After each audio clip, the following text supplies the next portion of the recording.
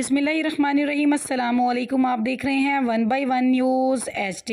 फैसलाबाद से हमें अपडेट कर रहे हैं तारिक महमूद कंबो। बैडमिंटन चैंपियनशिप 2022 में फैसलाबाद के सपूत मकीत ताहिर ने दूसरी पोजीशन हासिल करके फैसलाबाद का नाम रोशन किया, जिनके एजाज़ में Jawad sports and culture complex में तकरीब मुनक्कद हुई।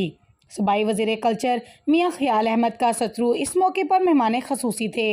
Chief executive Sheikh Jawad Afzal, Sheikh Amad Afzal, Mian Nadeem Ashraf, Mian Kashif Farid, caretaker Iqbal stadium, Naveed Nazir, vice chairman वासा शेख शाहद जावेद, मोहम्मद कैसर और दीगर भी मौजूद थे।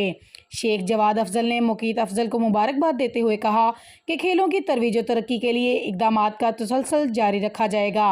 इन्होंने कहा कि बैडमिंटन के खेल को मज़ीद परवान चढ़ाने के लिए किरदार अदा करेंगे।